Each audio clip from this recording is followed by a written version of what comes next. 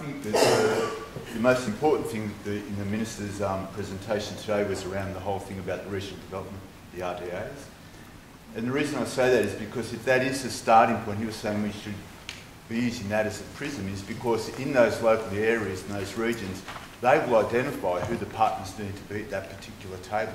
In some regions, the priority might be around health-related issues and other issues.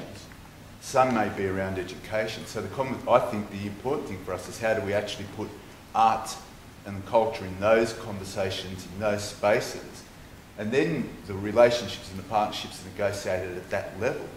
Because if we go down the road of trying to work out what is the relationship with the Department of Health, for example, nationally, then what's the relationship with the Department of Health at the state level, and then what is with the regional community health organisation, we could spend a lifetime trying to negotiate that. So I think the Minister's right in the sense of actually let's work from the ground up rather than trying to work out from the top down what is the partnerships we might need to work on.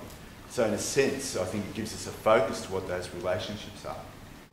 And I think just finally, I think we need to make sure that in those conversations that when we talk about things like business and applications of the NBN in terms of business, economic and social sustainability, that we ensure that we're actually talking about, when we use the term business, commercial and social enterprises, and not just commercial enterprises.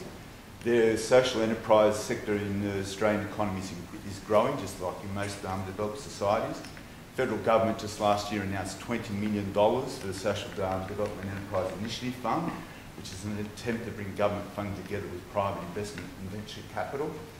And I think there's a conversation to be had around that as well, but also in that Regional Development Association context.